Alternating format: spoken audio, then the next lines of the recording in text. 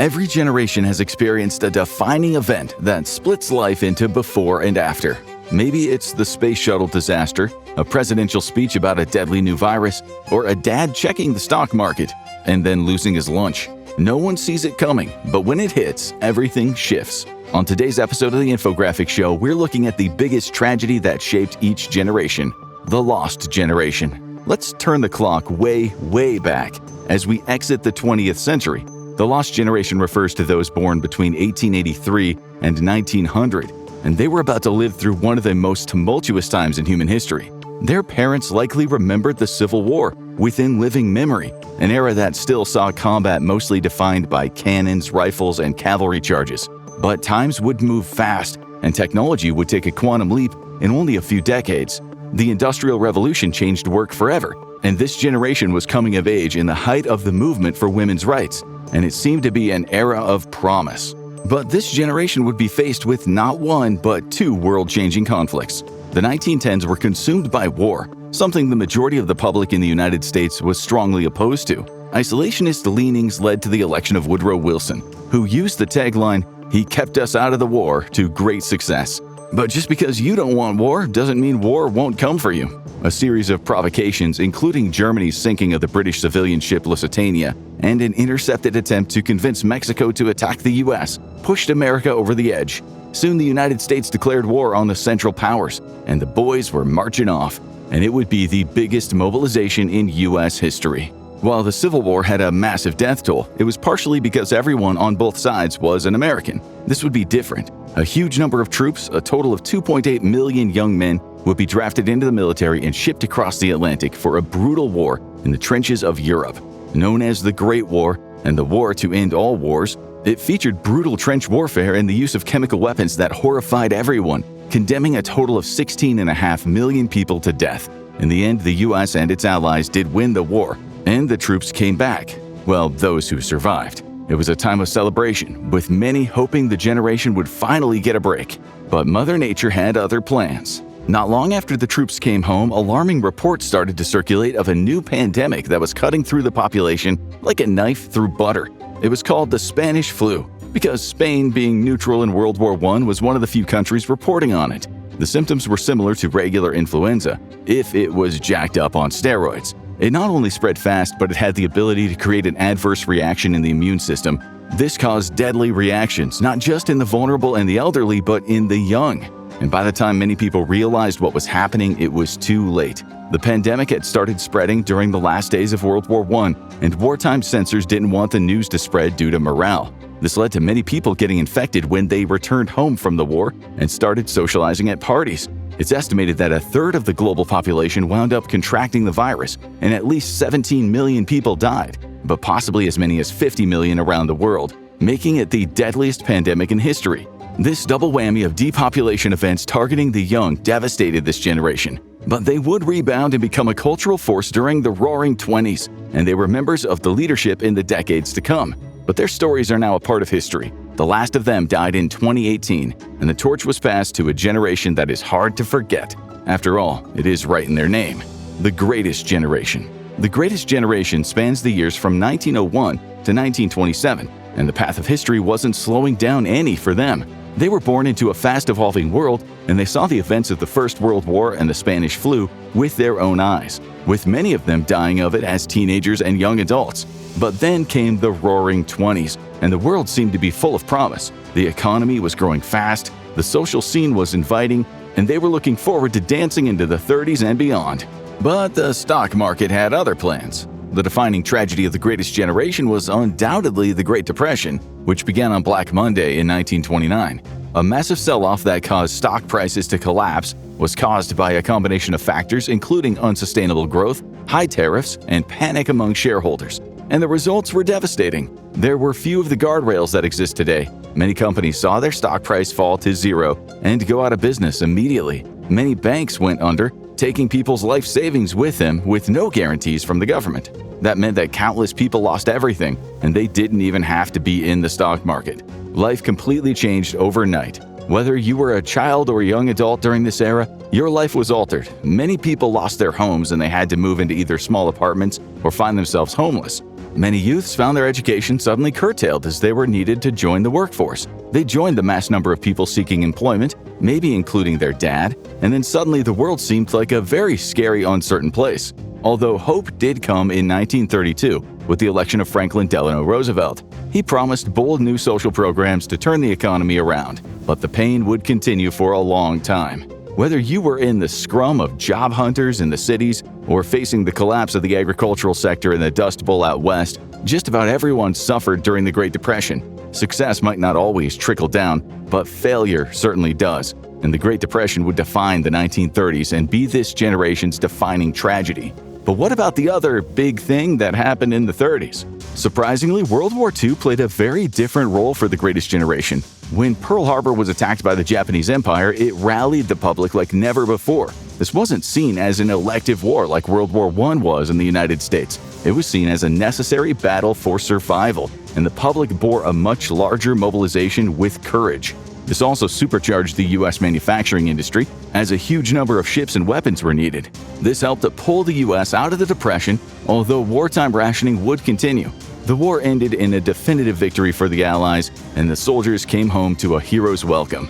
And the financial and social boom that followed would change the world. So is it any surprise the next generation is just a little overshadowed? The silent generation. Born between 1928 and 1945, this generation saw most of the horrors of the Great Depression and the Second World War, but they were mostly bystanders. Many saw the economic collapse affect their family, and others saw their fathers march off to war. It was a scary period, and the end of the war coincided with adulthood for many of them. But it wouldn't create a calmer world for them. The Cold War and the nuclear arms race kicked off almost immediately. Many of the younger members of this generation spent their school days ducking and covering. Meanwhile, some of the older members got called up in the peacetime draft, and they wound up serving in the Korean War. It felt like it was still the greatest generation's world in a lot of ways. The generation gets their name from the fact that this was an era of intense patriotism and one where dissent was strongly discouraged. Even the slightest hint of sympathy to communism could lead to you being hauled before Congress. While this generation did trend conservative, many of them wanted to see someone who represented their interests more closely, and they got it in 1960. After 8 years of the greatest generation icon Dwight D. Eisenhower in the White House, he was replaced with a young, charismatic John F. Kennedy Jr. While he was a greatest generation member, he was youthful, energetic, and he spoke directly to the hopes of a new era. He quickly became an American icon, but it tragically wasn't to last. This was also the era of TV, and the first televised debate played a key role in Kennedy's close victory over Vice President Richard Nixon, and it would be fully televised when Kennedy visited Dallas, Texas in 1963, and the whole world watched as a hidden assassin took a shot and blew President Kennedy's head off in front of his equally beloved wife. It was such a shocking moment that many people remember watching in disbelief. Kennedy was the fourth president to be assassinated, but the first one whose death was witnessed by an entire populace. And his death was hardly the end of the story. The culprit was soon found to be Lee Harvey Oswald, a mentally unhinged American veteran with deep ties to the Soviet Union. Coming only a short time after the Cuban Missile Crisis, this led many people to fear that the Soviets had assassinated the president and World War III would be starting any minute. But no direct connection to the Soviets was ever found, and Oswald wouldn't live to see his trial. He would be assassinated himself by mob-connected bar owner Jack Ruby, who would die in prison only a few years later. This bizarre series of events kicked off a series of conspiracies that are still raging today. Regardless of the truth, it marked the end of an era of hope for the silent generation and the start of an uncertain future for the next just coming of age. And their stories would define the next century. The baby boomers. As heroic veterans returned from World War II, the country was on the rebound. The government was looking to help the veterans get back on their feet. And there were jobs aplenty. Technology was booming, and a standard of life was now possible that had never been dreamed of before. And in response, everyone got busy. The marriages and the babies that followed created the largest generation ever, the baby boomers, spanning those born from 1946 to 1964.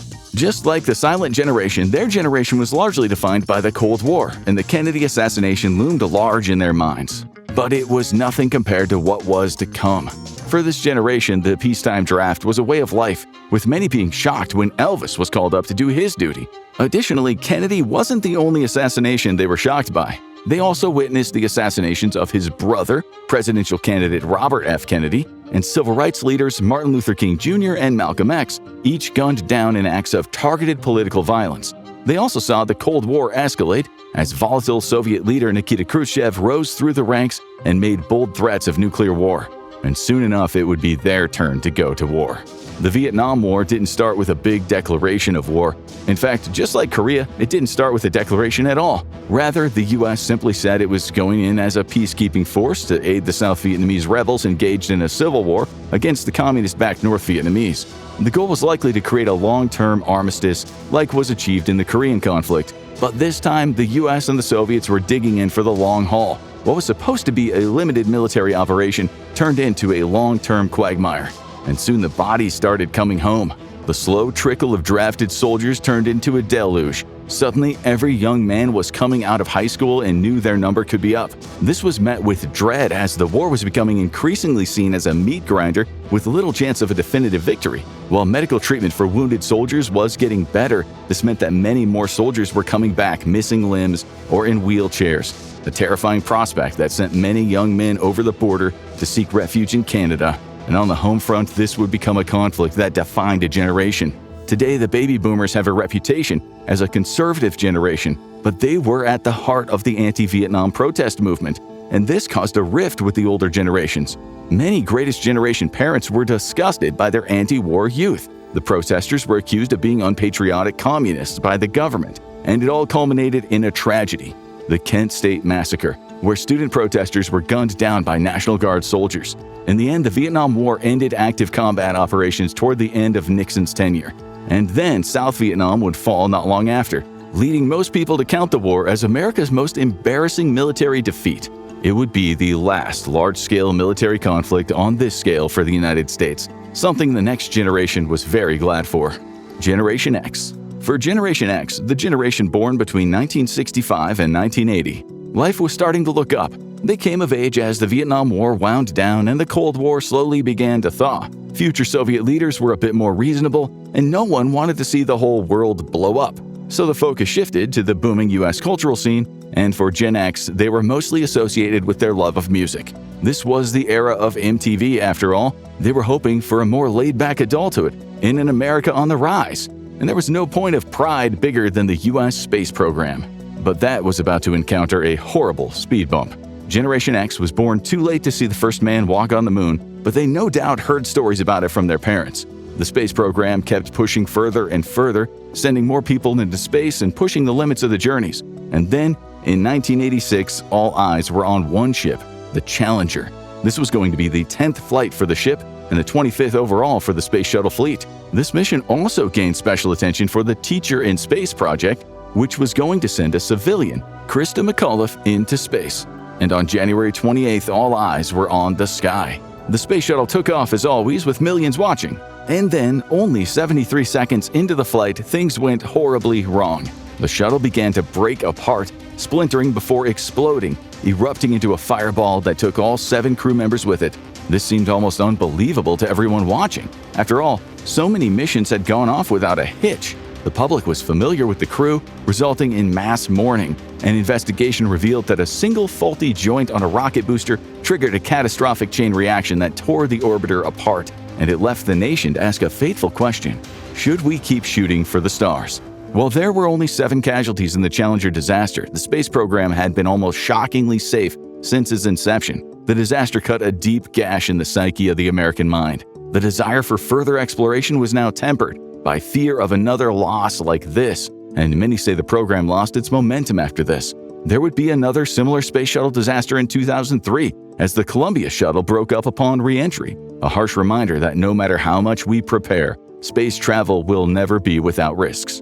And for the next generation, peace would abruptly end out of the blue.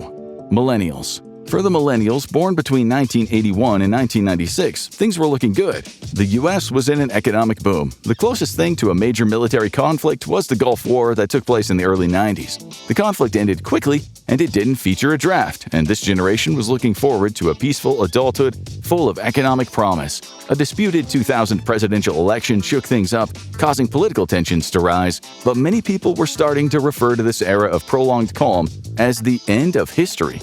That is, until one fateful Tuesday morning. September 11, 2001 became one of the most infamous days in history. 3 teams of terrorists hijacked planes, destroying the World Trade Center in New York and damaging the Pentagon in Washington, D.C. A 4th plane was targeting the U.S. Capitol but was taken down by the passengers aboard. The total casualties were close to 3,000, and similarly to Pearl Harbor, it unleashed an angry America. New President George W. Bush immediately launched a military operation to capture Osama bin Laden, the terrorist mastermind, and would later expand the war to Iraq to depose anti-American dictator Saddam Hussein. And this would rip open fault lines in American politics. In the aftermath of the attacks, the biggest military conflict since Vietnam began, and one of the longest, as some of the elements of the war would drag on for 20 years. This was a slow, grinding conflict as the U.S. quickly defeated the government in both countries and then began an extended occupation as it tried to root out terrorist elements and radical groups. Casualties both among U.S. soldiers and civilian populations kept mounting, and anti-war movements gained in popularity, as did large-scale protests. Bush barely won the presidential election in 2004, raising anger. And it would all culminate in a series of unfortunate events. While 9/11 remains the defining tragedy of the millennial generation, it was followed by other major crises. Hurricane Katrina, which devastated New Orleans and killed nearly 2,000 people amid a widely criticized government response, and the 2008 financial collapse, the worst economic downturn since the Great Depression. All of this combined to set millennials behind the 8 ball, derailing their entry into the job market, causing them to struggle with making ends meet, and making them highly cynical about politics as usual. But it is nothing compared to the shock that awaited the next generation. Generation Z. That's right, it's time to talk about the kids, sort of. Generation Z spans from 1997 to 2012, which means many of them are already adults, and it was an era defined by technology. Not only did most of them grow up with a computer in the house, but many with a smartphone in their hand, and that's what led them to think and learn differently than anyone else. But as 2019 rolled around, they were finding their groove, and they were doing better than the millennials were at that point in their lives. There was no large-scale military conflict brewing, and the economy was strong. And then history found them. Nearly a century after the Spanish flu, a new plague emerged. Believed to have originated in a wet market in China and spread by wild animals, COVID-19 wasn't as deadly as the Spanish flu, but it was a strange novel virus with unpredictable side effects.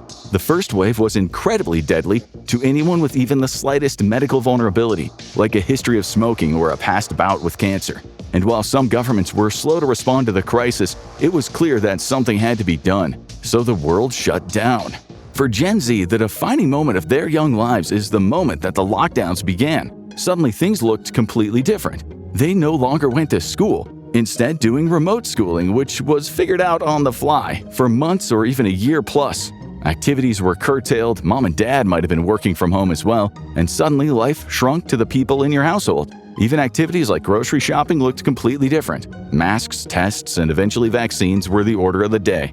And for some of them, it cost them things that they would never get back. For younger Gen Z, they lost critical time in school and have been shown to be behind in learning skills, at least compared to other generations. This is something that made ongoing issues with their attention span due to technology even worse. For older Gen Z, many of them saw COVID hit in the middle of high school, costing them final seasons in sports, prom, and even graduation, leaving many of them resentful and unmoored as they faced an uncertain future. And of course, many of them lost family members and friends, the virus killing over 1 million people in the US alone. And it didn't end neatly. The virus is still with us, although it is weaker and kept heavily in check by vaccines. It's likely it'll keep reshaping our lives for the foreseeable future.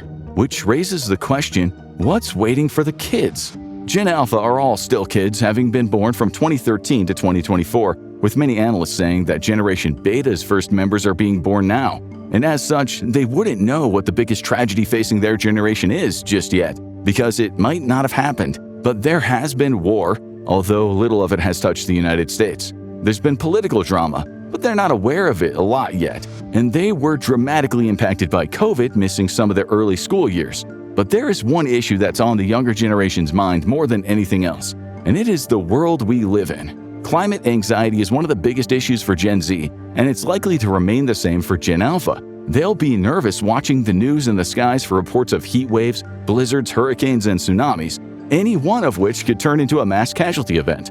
Because no matter the generation, there's one thing they all have in common. The world changes in ways no one can expect the day before it happens. Curious what really sets the boomers apart from Gen Z? Or why Gen X always gets forgotten? Find out in Every Generation Explained in 10 minutes, or click on this video instead.